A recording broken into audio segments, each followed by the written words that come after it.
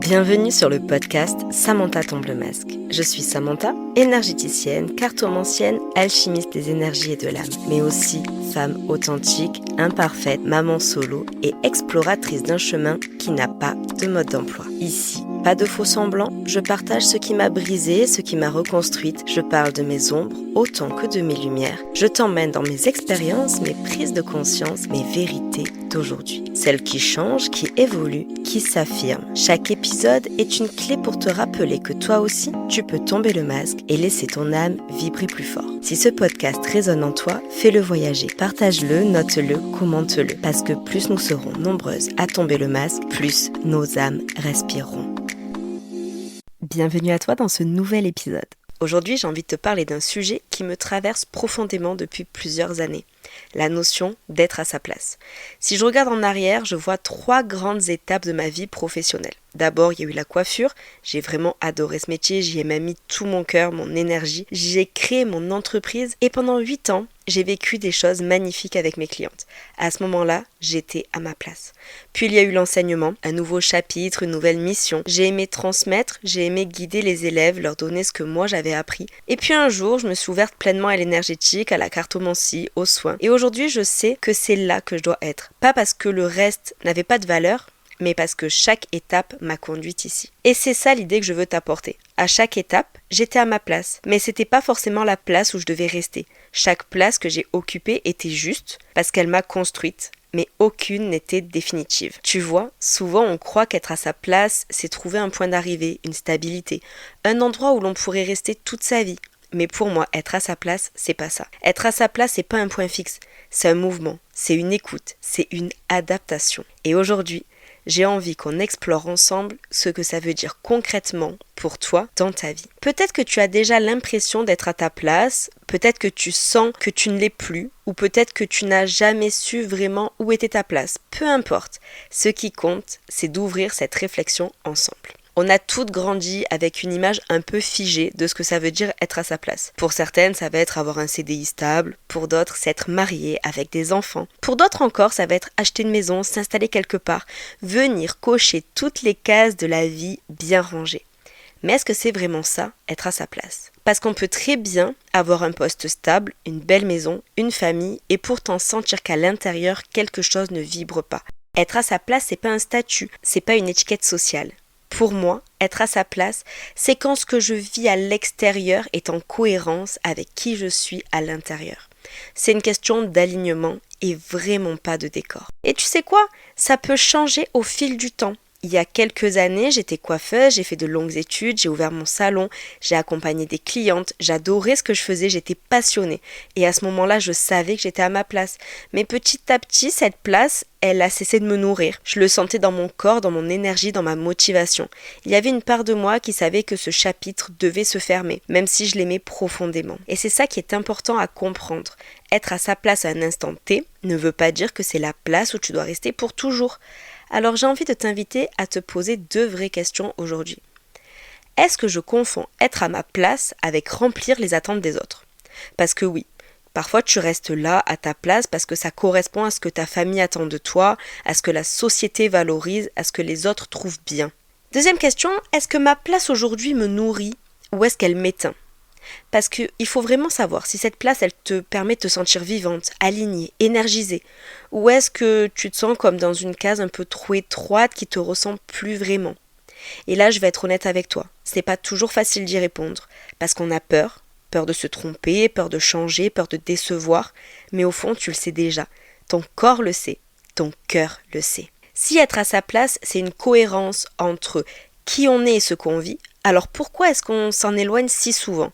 Pourquoi est-ce qu'on se retrouve coincé dans des vies, des métiers, des relations qui ne nous ressemblent pas ou qui ne nous ressemblent plus ? Il y a plusieurs pièges dans lesquels on tombe souvent à un moment donné. Le besoin de plaire, de faire plaisir, parce qu'on nous a appris à être des bonnes filles, à ne pas déranger, à faire plaisir aux autres avant de penser à nous. Alors on choisit parfois une carrière, un chemin de vie, pas parce que ça nous fait vibrer, mais parce que ça rassure les autres.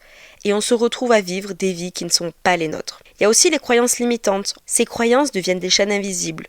Tu sens que ta place n'est plus là, mais tu restes. parce que tu as peur qu'on dise que tu es instable, parce que tu crois que changer, ça va être venir trahir. Il y a aussi la peur de décevoir, de perdre. On a peur de décevoir sa famille, son partenaire, ses enfants, ses amis. On a peur de perdre une sécurité, une reconnaissance, une image. Alors on s'accroche à une place qui ne nous correspond plus, comme si le prix de notre liberté était trop élevé. Ces derniers temps, j'ai traversé plusieurs décès autour de moi. Et ce que ça m'a rappelé, c'est que la vie, elle est courte, qu'on n'a pas le temps de jouer un rôle juste pour faire plaisir. On croit qu'on a du temps, qu'on pourra changer plus tard, faire ce que l'on aime, mais non, on ne sait jamais combien de temps on a. Alors pourquoi s'entêter à rester dans une place qui ne nous nourrit plus, juste pour rassurer les autres? Aujourd'hui, est-ce que tu restes à cette place qui n'est pas la tienne, juste pour ne pas décevoir? Pose-toi cette question. Comment reconnaître si je suis à ma place? Parce que parfois on va croire qu'on n'est pas vraiment à notre place alors qu'en fait on est juste dans une phase d'apprentissage. Et d'autres fois on va s'accrocher à une place qui n'est plus la nôtre et notre corps, nos émotions, l'univers tout entier viennent nous le crier, mais on ne les écoute pas. Alors comment savoir? Tout d'abord, écoutez les signaux de ton corps, parce que ton corps c'est le premier messager. Quand tu n'es pas à ta place, il va s'épuiser, tu te sens lourde, fatiguée, contractée, tu développes parfois des migraines, des douleurs chroniques, des blocages physiques. C'est comme si ton corps portait le poids d'une vie qui ne vibre plus avec toi. A l'inverse, quand tu es à ta place, même si tu es fatiguée, il y a une énergie différente qui circule. Tu te lèves avec une certaine excitation, une légèreté dans la poitrine, une envie d'avancer, tu te sens vivante. Là, je t'invite à réfléchir. Aujourd'hui, est-ce que ton corps, il vient coopérer avec toi? Ou est-ce qu'au contraire, il te crie d'arrêter et de changer de direction? Il y a aussi l'écoute des signaux émotionnels. Quand tu n'es pas à ta place, les émotions, elles viennent tout te révéler. Tu sens de la frustration, de la lassitude, de la tristesse, parfois même de la colère qui monte sans savoir pourquoi. Tu as l'impression de tourner en rond et de t'éteindre petit à petit. Quand tu es à ta place, tes émotions, elles te soutiennent. Tu ressens de la curiosité, de l'élan, de l'envie. Il peut y avoir du stress parfois, c'est normal. Il peut y avoir de l'inconfort parce que tu avances, mais derrière, il y a toujours cette joie de l'alignement. Demande-toi, est-ce que mes émotions m'élèvent ou est-ce qu'elles m'enferment? Il va y avoir aussi les synchronicités. L'univers, il a cette façon incroyable de nous parler. Quand tu es à ta place, tout s'aligne. Tu rencontres les bonnes personnes au bon moment. Tu reçois un message ou une opportunité pile quand tu en avais besoin. Par exemple, je me souviens du moment où j'ai mis mon salon de coiffure en vente. On m'avait dit que ça allait être compliqué, que ça prendrait des mois. Et au final, en moins d'une semaine, il était vendu au prix que je l'avais fixé. Pour moi, c'est un signe énorme que l'univers disait « Allez, tu peux passer à l'étape suivante ». J'ai vu les synchronicités s'enchaîner, des rencontres, des formations, des clientes qui arrivaient pile avec les besoins qui me permettaient de grandir aussi. Quand tu es à ta place, tu n'as pas besoin de forcer les choses. Bien sûr, il y a du travail, des efforts, mais tu sens vraiment que ça circule. Aujourd'hui, si je regarde en arrière, je comprends que même dans mes moments de doute, de changement, de rupture, il y a toujours eu des signes. Mais souvent, je mettais du temps à les voir parce que j'étais dans la peur ou dans l'attachement de l'ancien. Vraiment, le plus important, c'est de reconnaître ces moments où la vie te montre un chemin. Et après, à toi de voir si tu veux résister un peu avant de dire oui ou si tu veux y aller et te faire confiance. Construire sa place au quotidien, c'est comprendre qu'être à sa place, ça tombe pas du ciel. C'est pas un endroit magique où un jour tu te réveilles et tu te dis « Ça y est, j'ai trouvé, j'ai plus besoin de bouger, c'est là ». Non, être à sa place, ça va être quelque chose qui se construit, qui s'ajuste, qui vient évoluer avec toi. C'est comme un vêtement. Ce qui t'allait il y a 5 ans va peut-être être trop étroit aujourd'hui. Et c'est pas grave, ça veut dire que tu as grandi. Alors concrètement, comment est-ce que tu peux travailler ça dans ton quotidien? Chaque matin, pose-toi une question simple. De quoi est-ce que j'ai besoin aujourd'hui pour me sentir à ma place? Ça peut changer d'un jour à l'autre. Ça peut être avoir besoin d'espace, ou ça peut être avoir besoin de voir des gens, avoir besoin de repos, avoir l'envie d'avancer sur un projet qui compte. Mais en te posant cette question régulièrement, tu vas t'entraîner à t'écouter. Il y a aussi le journaling, parce que l'écriture, c'est un outil puissant pour mettre de la clarté là où tout est flou dans ta tête. Tu prends 5 minutes, un carnet et tu écris. Qu'est-ce que je veux vraiment? Qu'est-ce qui me frustre en ce moment? Quelle envie profonde j'ai, mais que je n'ose pas dire à voix haute.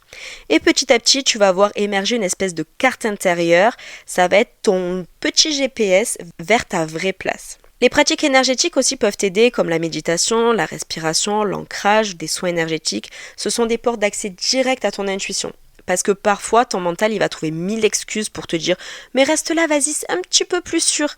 Alors que ton corps, ton énergie et ton âme savent déjà qu'il faut que tu bouges. Moi, par exemple, j'utilise beaucoup la méditation et les auto-soins pour revenir à moi. Parfois, je fais appel aussi à ma thérapeute pour m'accompagner, parce qu'il y a certaines choses qu'on n'arrive pas à voir seul. Je fais vraiment une auto-évaluation régulière. Une fois par mois, je me pose la question, ok, est-ce que là, ce que je suis en train de faire, ça me nourrit encore ou pas? Est-ce que ce job, ce couple, ce cercle d'amis, ce rythme de vie, est-ce que ça m'élève, est-ce que ça m'éteint? Et si la réponse est simple et que c'est ça m'éteint, alors peut-être qu'il est temps de faire bouger les choses. Je te dis pas de tout quitter, mais peut-être de venir justement en parler autour de toi pour voir la situation souvent évoluer vers du positif. Avoir le courage de bouger, c'est sûrement la partie la plus difficile, parce qu'on croit souvent que quitter une place, c'est un échec, alors qu'en réalité, c'est juste une évolution. Changer de place, c'est pas dire je me suis trompée, c'est dire ok, j'ai grandi, et là, ma place, elle a besoin de grandir avec moi. Et parfois, ce courage-là, il suffit d'un petit pas. Tu n'as pas besoin de devenir tout chamboulé en une nuit, tu peux commencer doucement, tester, explorer, t'autoriser. J'ai envie que tu te poses une question très simple. Quelle petite action tu pourrais mettre en place dès demain pour te rapprocher de ta vraie place? Parce que souvent, c'est pas un grand saut, mais c'est un petit pas dont tu as besoin. Et ce petit pas, si tu le répètes jour après jour, il finit par changer ta vie. Tu l'auras compris, être à sa place, c'est pas un objectif figé. Ce n'est pas un endroit précis où tu arrives un jour et où tout devient parfait. Être à sa place, c'est avant tout une écoute de soi, une adaptabilité et une construction continue. Il n'y a pas de place unique et gravée dans le marbre. Ta place, tu viens la créer chaque jour. Et même les étapes que tu as quittées, elles ont un sens. Elles t'ont permis d'apprendre, de grandir, de devenir celle que tu es aujourd'hui. Rien n'a été inutile, rien n'a été perdu. Alors si tu dois retenir un seul message de cet épisode, c'est celui-là. Tu n'as pas à trouver la place parfaite une fois pour toutes. Tu as à créer ta place jour après jour. Et chaque étape de ton chemin contribue à te construire. Je vais te laisser avec une question que j'aimerais que tu gardes en toi cette semaine. Aujourd'hui, qu'est-ce qui te ferait dire « Oui, là, je suis à ma place ». Parce que le monde a besoin de toi, pas dans une version qui joue un rôle, mais dans ta vérité, à la bonne place pour toi. Et si tu sens que tu es en recherche de ta place, que tu veux y voir plus clair ou que tu veux libérer ce qui bloque à l'intérieur, je peux aussi t'accompagner. Dans mes soins et mes accompagnements, on va venir remettre de la lumière et de la clarté sur ton chemin pour que tu puisses avancer aligné. Tu peux aussi venir me parler sur Instagram pour me partager ton ressenti sur cet épisode. J'adore avoir ton retour. Je te souhaite une belle semaine et je te dis à vendredi prochain. J'espère que cet épisode t'a plu et qu'il t'a fait résonner. Une fois de plus, j'ai tombé le masque et c'est avec toi que j'aime le faire. Si tu veux continuer cet échange, tu peux venir en discuter avec moi sur Instagram, @samantha.ruiz.soulhealing. Je serai ravie de connaître ton ressenti. Et si tu veux m'aider à faire grandir ce podcast, pense à le noter, le commenter. Et surtout, si tu as envie de semer cette énergie autour de toi, n'hésite pas à le partager. Je te dis à très vite dans tes oreilles.